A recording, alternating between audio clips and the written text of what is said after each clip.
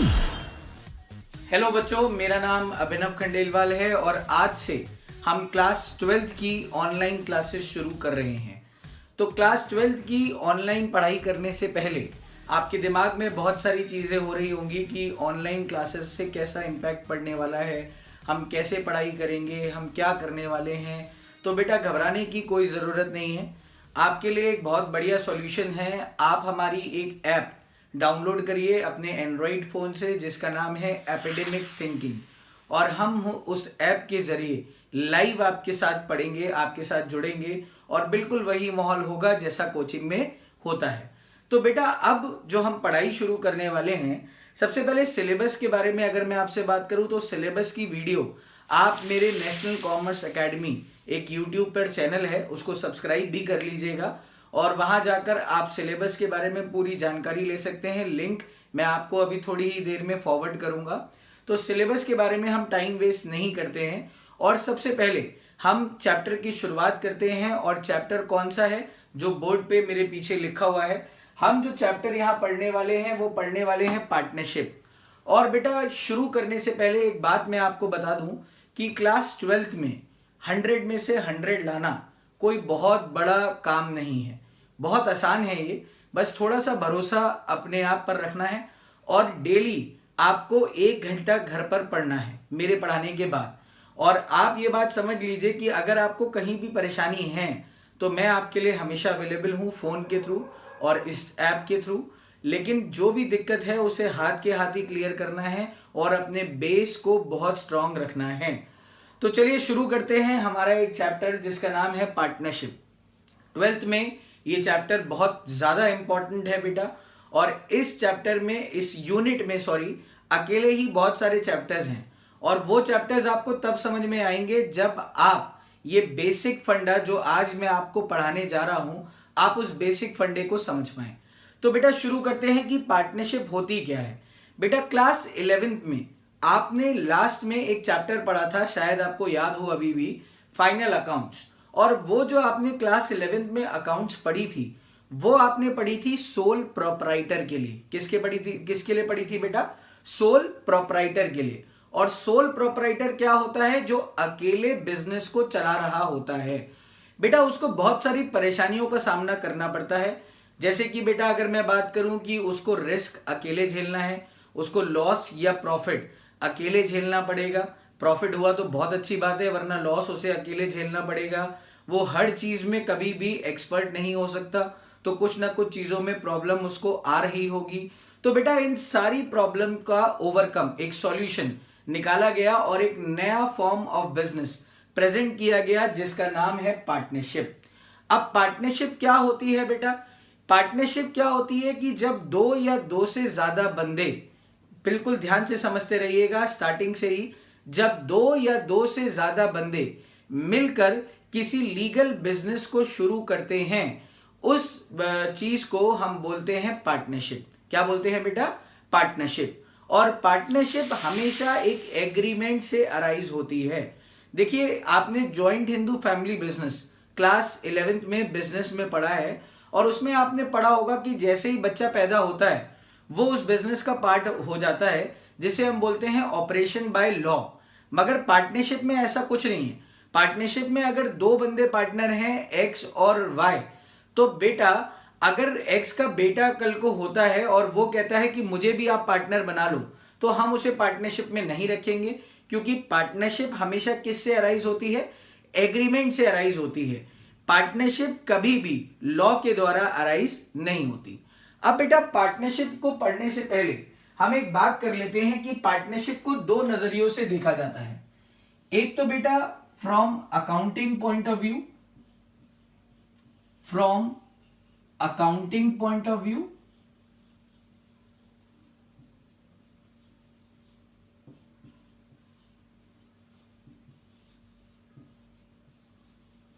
और एक देखा जाता है बेटा from law point of view. आपको दोनों ही समझने हैं। तो बेटा जब हम अकाउंट्स की बात करते हैं तो अकाउंट्स ये कहती है कि बिजनेस और पार्टनर्स जो भी हैं वो दोनों अलग अलग एंटिटी हैं। कौन है वो दोनों? वो दोनों अलग अलग एंटिटी हैं और इनके बीच में एक दीवार है जिस दीवार को अंबुजा सीमेंट से बनाया गया है और ये दीवार कभी भी टूटती नहीं है।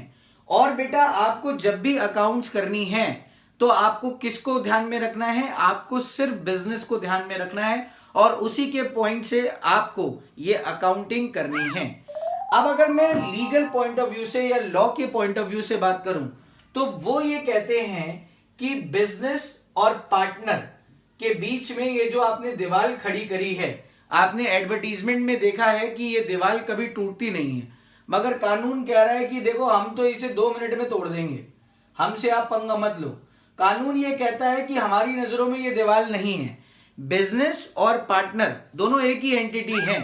तो बेटा इसका फर्क क्या पड़ने वाला है?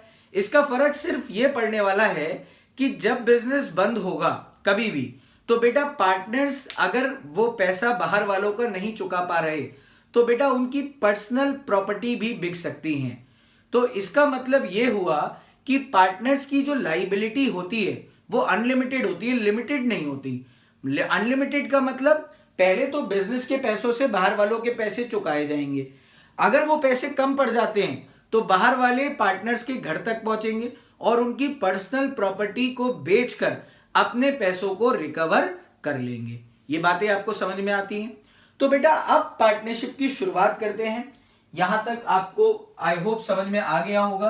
अब आपको सर एमसीक्यू में क्या करना पड़ेगा? जब एमसीक्यू क्वेश्चंस आएंगे तो बेटा आपको पार्टनरशिप में एक ही रूल याद रखना है कि बिजनेस और पार्टनर में जो कोई भी सेपरेट लीगल एंटिटी कॉन्सेप्ट यहां पर नहीं होता।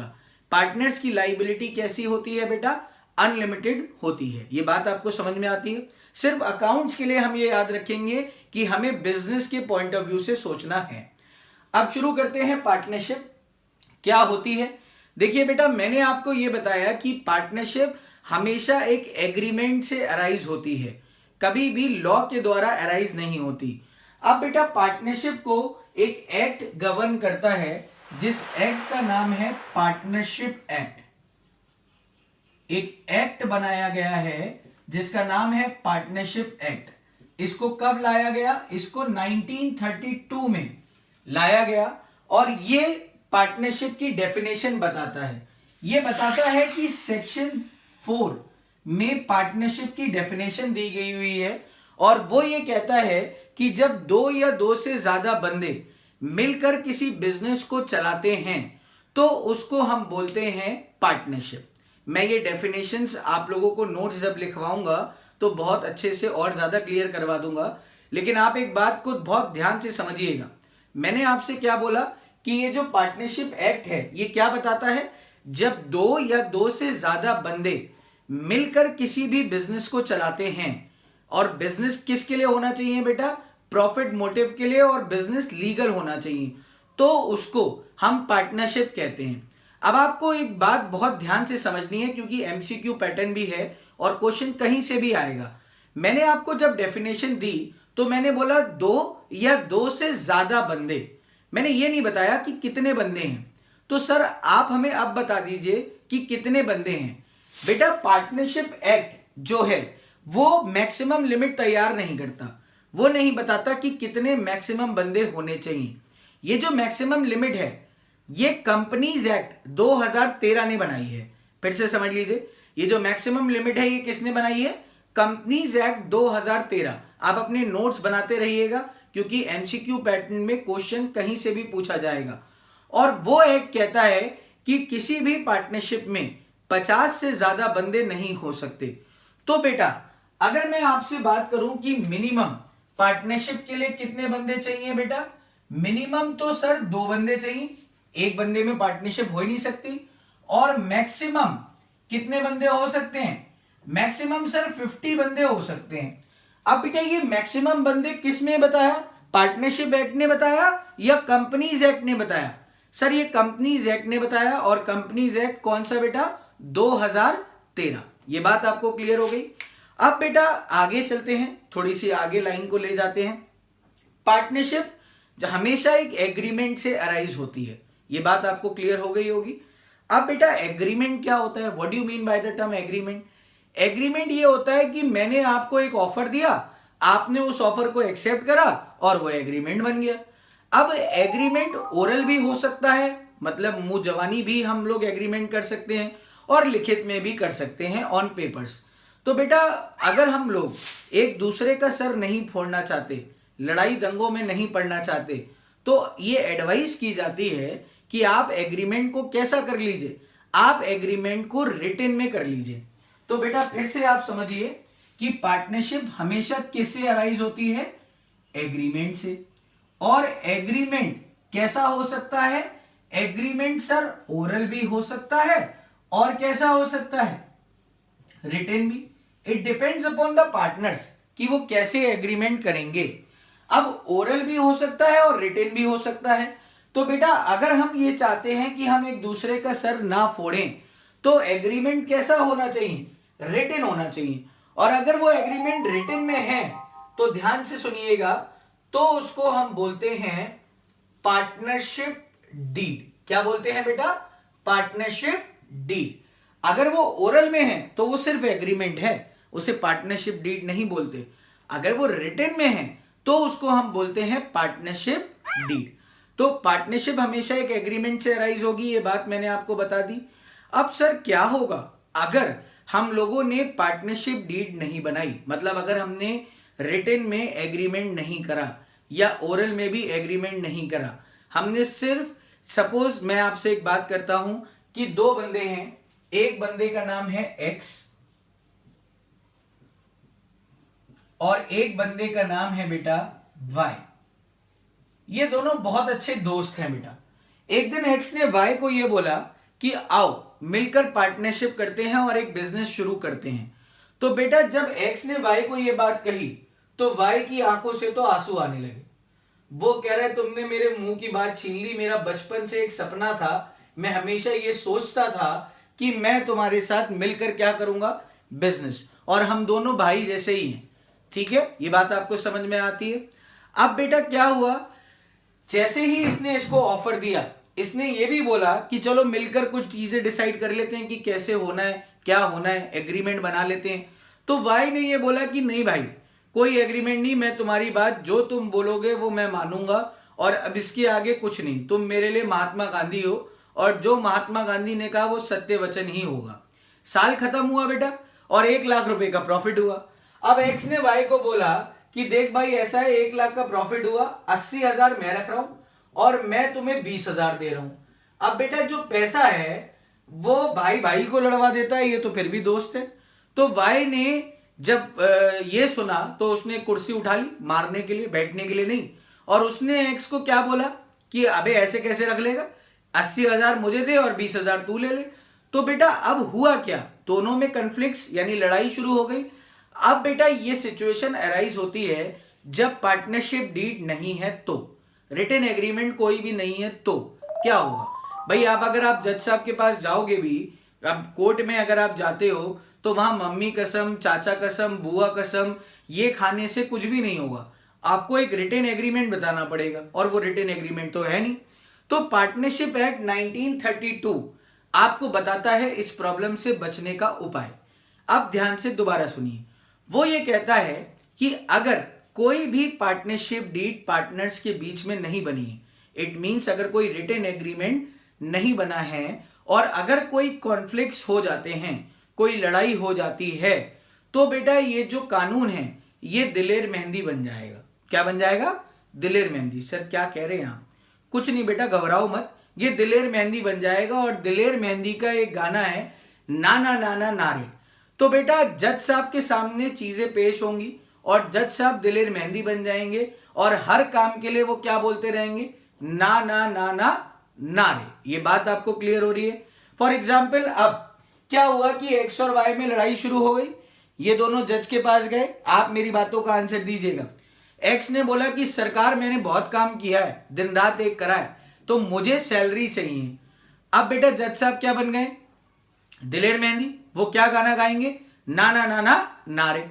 अब वाई ने बोला सरकार मैंने सेल में बहुत ध्यान दिया था, मैंने सेल करवाई थी, अब आप मुझे इस पे कमीशन दिलवा दीजिए। फिर जज साहब क्या बोलेंगे? ना ना ना ना नारे। तो हर काम के लिए आप जज साहब को दिलेर मेहंदी बनवा दीजिए और हर काम के लिए आप मना कर दीजिए। सिर्फ 2 काम के लिए जज साहब दिलेर मेहंदी नहीं बनेंगे, अगर वो बने तो उनकी बहुत पिटाई हो सकती है। तो बेटा वो 2 काम क्या है? पहला काम, अगर डीड नहीं है तो ध्यान से सुनिए, सिर्फ 2 काम को ध्यान रखिएगा, बाकी सब के लिए मना कर दीजिएगा। पहला काम क्या होगा कि जो पार्टनर्स हैं वो प्रॉफिट जो बांटेंगे वो आपस में इक्वली बांटेंगे। कैसे बांटेंगे बेटा? इक्वली, किसी को ज्यादा किसी को कम ऐसा नहीं होगा। जब डीड नहीं है तो बेटा प्रॉफिट कैसे बटेंगे? इक्वली। दूसरा काम, बहुत ध्यान से सुनिएगा ये बात, अगर किसी पार्टनर ने दुकान को लोन दिया है, अगर किसी पार्टनर ने दुकान को लोन दिया है तो बेटा उस पार्टनर को ब्याज मिलेगा दुकान की तरफ से, और वो मिलेगा ही मिलेगा, चाहे प्रॉफिट हो चाहे क्या हो, लॉस। तो बेटा वो ब्याज कितना मिलेगा? At the rate 6% per annum. ध्यान से सुनिए, at the rate 6% per annum. Per annum लगाना जरूरी है, एमसीक्यू में ध्यान से समझ लीजिएगा। एक ऑप्शन आएगा 6%, एक आएगा 6% क्वार्टरली, एक आएगा 6% पर एनम, 6% पर मंथ। तो आपको सी ऑप्शन पर टिक लगाना है, 6% पर एनम। तो आपको ये बात समझ में आती है? तो मैंने आपको क्या बताया? Rules applicable in the absence of partnership deed. Only 2 things which you have to keep in mind. First thing was all the profits and loss should be divided equally among all the partners. Second point was if a partner has provided any loan to the firm, then he or she will get interest at the rate 6% per annum. तो बेटा इतनी चीज पहले आप समझ लीजिए, मैं आपको इसके नोट्स प्रोवाइड कराता हूं, फिर हम इस सिचुएशन को थोड़ा सा आगे बढ़ाएंगे। पहले हम थ्योरी पे ही कवर करेंगे ताकि आपको न्यूमेरिकल्स बहुत अच्छे से समझ में आ पाए। तो पहले ये समझिए, फिर हम लोग आगे बढ़ेंगे, दैट इज कैरेक्टरिस्टिक्स और फीचर्स ऑफ पार्टनरशिप। कोई भी दिक्कत आ रही है तो पहले मुझे ये बताइए।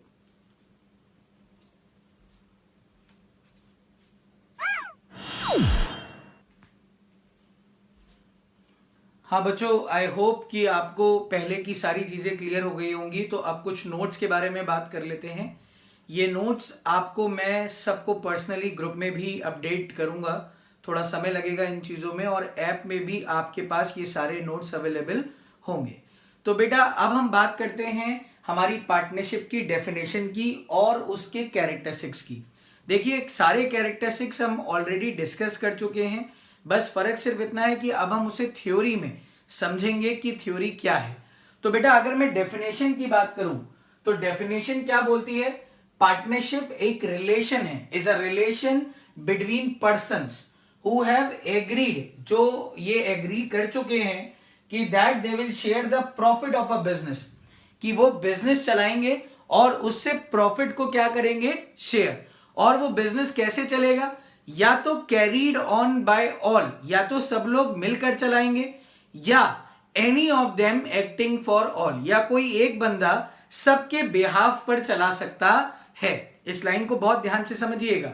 मैं बोल रहा हूं partnership is the relation between persons who have agreed to share the profits of a business carried on by all, या तो सब मिलकर चलाएंगे या any of them acting for all. तो क्या सर अगर कोई एक बंदा कुछ डिसीजन लेता है तो सारे बंदे उस डिसीजन को मानेंगे या नहीं मानेंगे? बिल्कुल मानेंगे बेटा, क्योंकि यहां पर एक प्रिंसिपल और एजेंट रिलेशन अराइज होता है। प्रिंसिपल और एजेंट का मतलब कि हर बंदा मालिक भी है और हर बंदा एक एजेंट भी है, वो दूसरों के डिसीजन से उसके ऊपर भी फर्क पड़ेगा। तो आगे हम बात करते हैं फीचर्स ऑफ पार्टनरशिप की। बेटा फीचर्स में सबसे पहला है 2 और मोर देन 2 पर्संस। मैं आपसे पहले ही इस बारे में बात कर चुका हूं। Minimum number of partners in a partnership firm which are required is 2, minimum 2 बंदे चाहिए। और मैक्सिमम नंबर पार्टनरशिप एक्ट क्या बताता है? अब आप लोगों में से बहुत सारे लोगों ने आंसर दे दिया होगा अभी तक कि सर 50। गलत है बेटा। पार्टनरशिप एक्ट कभी भी ये नहीं बताता कि मैक्सिमम बंदे कितने हैं। ये कौन बताता है? ये आप मुझे बताएंगे जब ये वीडियो एंड हो जाएगी। लेकिन मैं आपको ये जरूर बताता हूं कि मैक्सिमम कितने बंदे हो सकते हैं? 50। इसके बाद एक एग्रीमेंट होना जरूरी है क्योंकि हम डेफिनेशन से ही समझ लेते हैं कि पार्टनरशिप हमेशा एक एग्रीमेंट से अराइज होगी, not bye operation of law. जैसे मैंने आपको पहले भी समझाया है, ये बात आप अपने दिमाग में बिल्कुल अच्छी तरीके से फिट कर लीजिए कि कानून के द्वारा कुछ नहीं होता, एग्रीमेंट से पार्टनरशिप अराइज होती है। अगर कानून कहता है कि आप मिस्टर एक्स को पार्टनर बना लीजिए, तो बेटा आप पार्टनर नहीं बनाइए, आप एग्रीमेंट करेंगे तभी वो पार्टनर होगा, वरना वो पार्टनर नहीं है। कानून ऐसे कह ही नहीं सकता कि आप उसे पार्टनर बना लीजिए। तो बेटा एग्रीमेंट से अराइज होगा, और आपको मैंने पहले भी बताया था कि एग्रीमेंट ओरल भी हो सकता है एज वेल एज रिटन। अब पार्टनरशिप डीड किसे कहते हैं, ये मेरा दूसरा क्वेश्चन है। पहला क्वेश्चन मैंने क्या पूछा कि 50 नंबर जो डिसाइड किए गए वो किसने डिसाइड किया, और दूसरा क्वेश्चन मैंने अब आपसे क्या पूछ लिया बेटा कि अगर एग्रीमेंट रिटन में है तो आप उसे क्या कहोगे। ये दोनों आंसर्स आप अभी नोट कर लीजिए कहीं पर क्वेश्चन, और इसके आंसर वीडियो एंड होते ही आप ग्रुप में फॉरवर्ड करने वाले हैं। ये बात समझ में आती है। अब तीसरा बात है बेटा, एग्जिस्टेंस ऑफ बिजनेस होना जरूरी है एंड प्रॉफिट मोटिव होना चाहिए।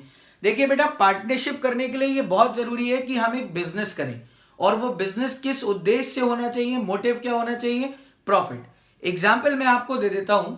मैंने अपने दोस्त से कहा कि यार मेरे बगल में एक घर खाली है, हम एक काम करते हैं, हम दोनों मिलकर उसे खरीदते हैं और उसे बेच देते हैं प्रॉफिट पर, और जो भी पैसा मिलेगा उसे हम हाफ ऑफ शेयर कर लेंगे।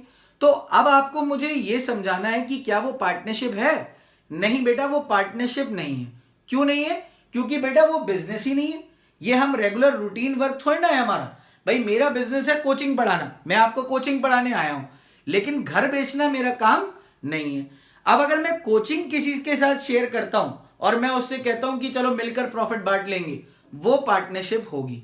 लेकिन अगर मैं अब दूसरी बात आपसे कहूं कि मैं गरीब बच्चों के लिए भी एक संस्था खोल रहा हूं, वहां जाके मैंने किसी को बोला कि तुम मेरे साथ पढ़ा लो और हम लोग पार्टनरशिप कर लेते हैं, बेटा वो पार्टनरशिप नहीं होगी, बिकॉज वो हम प्रॉफिट मोटिव के लिए काम नहीं कर रहे। तो दोनों चीजें देखना पड़ेंगी, बिजनेस भी हो और हम बिजनेस को किसके लिए चलाएं बेटा, प्रॉफिट मोटिव के लिए चलाएं। अगली बात बेटा, फोर्थ पॉइंट है शेयरिंग ऑफ प्रॉफिट्स। ये बहुत इंपॉर्टेंट पॉइंट है, बहुत ज्यादा इंपॉर्टेंट है। एमसीक्यू में हर बार एग्जाम में ये पूछा गया है। शेयरिंग ऑफ प्रॉफिट्स का मतलब बेटा कि जो पार्टनर्स होते हैं वो आपस में प्रॉफिट को शेयर करेंगे। प्रॉफिट का मतलब वो लॉस भी शेयर करेंगे, अगर लॉस हुआ तो लॉस भी शेयर करेंगे। अगर कोई एक ऐसा एग्रीमेंट है कि हमने किसी को कह दिया, कोई पार्टनर है और हमने उसे कह दिया कि भैया तुम प्रॉफिट मत लेना, ठीक है, हम तुम्हें सैलरी देते रहेंगे बट तुम प्रॉफिट मत लेना, तो बेटा वो पार्टनर कहलाएगा ही नहीं। प्रॉफिट शेयर करना is one of the primary condition to become a partner as per the partnership act. ये बात बिल्कुल अपने दिमाग में फिर से फिट कर लीजिए। तो सर जैसे प्रॉफिट बियर करना है, क्या लॉस बियर करना भी कंपलसरी है? नहीं बेटा, ऐसा कभी किसी एक्ट ने नहीं कहा। कोई भी पार्टनर एक एग्रीमेंट के थ्रू ये डिसाइड करवा सकता है कि भाई मैं लॉस में हिस्सा बियर नहीं करूंगा। अगर एग्रीमेंट ऐसा है तब भी वो पार्टनर होगा और वो लॉस में हिस्सा बियर नहीं करेगा।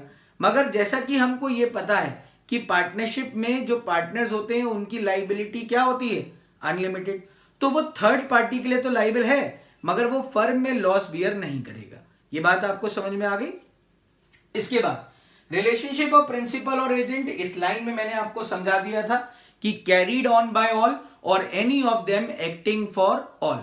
मतलब हर बंदा प्रिंसिपल यानी मालिक भी है और एजेंट भी है। अगर दूसरा पार्टनर कोई डिसीजन लेता है तो उससे सब पार्टनर्स पर फर्क पड़ने वाला है, वो सबके लिए मान्य होगा। Is this point clear?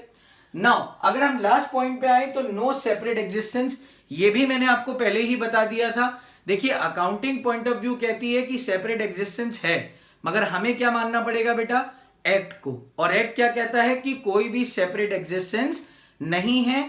Partners और जो दुकान है उनके बीच में जो दीवार थी उसको हमने गिरा दिया है और अब वो दोनों एक ही एंटिटी कहलाएंगे, यानी कि पार्टनर्स की लाइबिलिटी कैसी होगी, अनलिमिटेड होगी। एक आखिरी पॉइंट आप चाहें तो इसे नोट कर सकते हैं, वरना ऊपर डेफिनेशन में है इसलिए मैंने लिखा नहीं, कि बिजनेस या तो सब लोग मिलकर चलाएंगे, business carried on by all, और any of them acting for all. So बेटा ये है हमारा थ्योरी का पार्ट।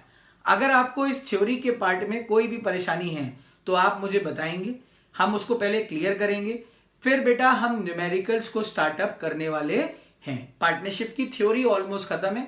अगर कुछ भी प्रॉब्लम फिर भी आ रही है तो प्लीज आप मुझसे शेयर करिए ताकि मैं आप लोगों की प्रॉब्लम्स को दूर कर पाऊं।